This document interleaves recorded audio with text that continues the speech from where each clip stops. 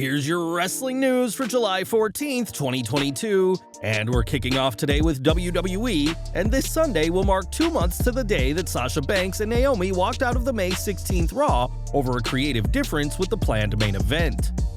WWE have done all they can since then to distance themselves from the now former WWE Women's Tag Team Champions, with reports coming out that Banks has quietly been released from the company.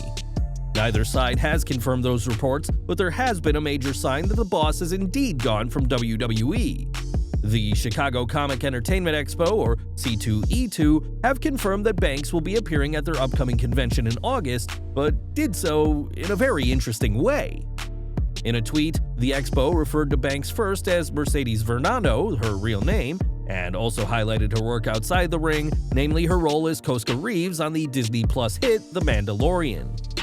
As if that wasn't enough, other wrestlers are set to appear, but they're being referred to as WWE's Mick Foley, Trish Stratus, and Lita, but have not included Banks on that list of WWE talent. In an update, Fightful Select reports that C2E2's announcement has led to several other wrestling conventions to reach out to Banks, but they were told that she can't make any more appearances until 2023. One convention organizer told Fightful that representatives of the wrestler requested a firm, specific rate for her to appear. It's unclear if Banks not accepting wrestling-related bookings is a personal preference or tied to something contractual with WWE. While WWE haven't confirmed or denied reports of Banks finishing with WWE, one wrestling promoter told Fightful they can't imagine her not being released at this point. Several people in WWE are working under the impression that she is gone for good, including several high-level talents and those in creative. It was just last week that PW Insider reported that Banks may be engaging in some signings outside of WWE as early as this fall, and it remains to be seen if these signings, like C2E2, are non-wrestling related. It does seem all but guaranteed that Banks has finished up with WWE, and we'll have to wait and see what the future holds for the former women's champion. Earlier this year, Roman Reigns signed a new lucrative contract with WWE, one that has seen him work far fewer dates. Despite being the undisputed WWE Universal Champion, Reigns missed both June's Hell in a Cell and July's Money in the Bank premium live events, and he's now set to miss another important show. Louis Dangor reports that Reigns is not expected to appear at Extreme Rules 2022, which is scheduled to take place at the Wells Fargo Center in Philadelphia, Pennsylvania on October 8th. Dangor writes, Roman Reigns is not expected to be at Extreme Rules on October 8th. He missed Hell in a Cell and Money in the Bank in June and July, but will be at SummerSlam later this month and likely Clash at the Castle in September. WWE recently shared a poster for Extreme Rules, which features Seth Rollins, Bobby Lashley, Drew McIntyre, Becky Lynch, Riddle, and the currently injured Rhea Ripley, but the Tribal Chief is nowhere to be seen. Reigns' next title defense will come in just over 2 weeks when he faces Brock Lesnar at SummerSlam, but no matter if he wins or loses, Reigns will still be missing one of the biggest shows of the year. Over to AEW now, as new World Tag Team Champions were crowned on this week's Fyter Fest edition of Dynamite. On the show, the second reign for the Young Bucks ended rather abruptly, courtesy of Keith Lee and Swerve Strickland, marking both men's first taste of gold in AEW.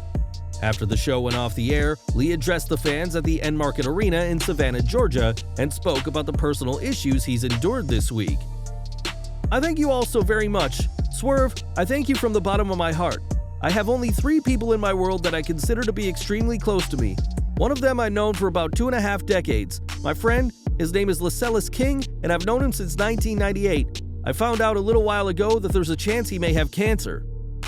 Lee also spoke about his own health issues, noting his battle with COVID and a heart inflammation that kept him off WWE TV for 5 months.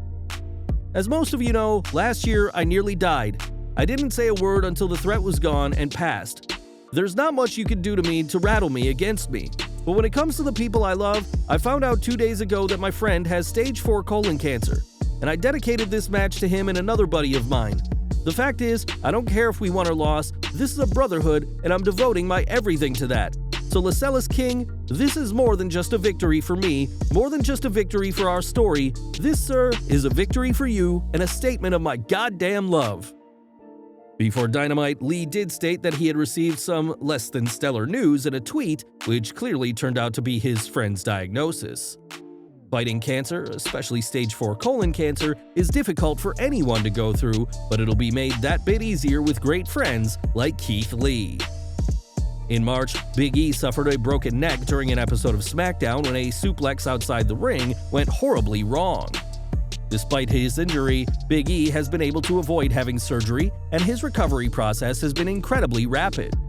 Now we have another fantastic update on the former WWE champion. As well, he won't be wrestling yet, he will have a new role later this month.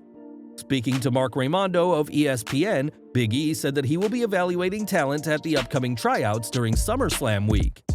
The role will see Big E work closely with Triple H, with the final day of the tryouts being available for fans to see live for just $20. There's no word yet on when Big E will himself be wrestling again, but the fact that WWE believes he's ready to oversee the tryouts is a great sign for the New Day member. Big E's injury occurred when Ridge Holland botched a suplex outside of the ring, an accident that the former rugby player feels horrible about. After the injury, Holland visited Big E in the hospital, and while the New Day star holds no ill will to Ridge, he's issued a very unique form of apology. Big E told Raimondi that Holland sent him a huge package of red meat to make amends, and while Big E doesn't eat red meat, the gesture was very much appreciated. The former WWE champion realizes that they have a dangerous job, and he knows what he signed up for, so he holds no ill will with Holland. As for the meat, Big E gave the gift to a friend who enjoyed the food with his family, but meat or no meat, Holland is on good terms with Big E. In 2014, Tino Sabbatelli signed to WWE after a career in football, but his career was derailed thanks to an injury that kept him on the sidelines for 2 years. Fans weren't too surprised to see Sabbatelli released in April 2020 as part of sweeping budget cuts, but they were surprised to see him be brought back that October. Sabbatelli returned after wrestling one match on AEW Dark, and Triple H, who was running NXT at the time, was keen to bring Tino back. Speaking to Sportskeeda, Sabbatelli recalled how he prepared for his big comeback, which came around the same time his longtime partner Madcap Moss, then Riddick Moss, was being pushed as part of Raw Underground. That was dating back to when the machine broke off my arm, and I was out for almost 2 years. I sat with Triple H. I said, "H, this was a mistake." I was like, "You want me to come back?" He was like, "Absolutely. Mentally, physically," revealed Tino Sabbatelli. So I had to get back in prime shape, and that was during that era where Madcap Moss was doing Raw Underground, and he got his first initiation kind of push. Yeah, that was when I first started watching him. Absolutely, I remember that. Tino eventually departed WWE for the second time in 2021 and has not returned to the promotion. And with Triple H in a significantly reduced role as part of NXT 2.0, we doubt Sabbatelli will be getting a third chance with WWE. During last week's NXT 2.0, a QR code was shared that took fans to a webpage bearing the numbers 8, 10, 11. This week, a new QR code was shared, which led fans to a game of Wordle, and while WWE hasn't confirmed what this is building to, some fans may have already figured it out. Some sleuths in the WWE universe are suggesting that these codes are building up to the return of Zoe Stark, who hasn't competed for over half a year in NXT 2.0. When the QR code was shared, it had been exactly 8 months and 10 days since her last appearance, which explains the 8 and 10 in the sequence of numbers. As for the Wordle game, some keen players have deduced that based on the guesses, the answer could be the word Havoc, and it was at Halloween Havoc 2021 that Stark last wrestled.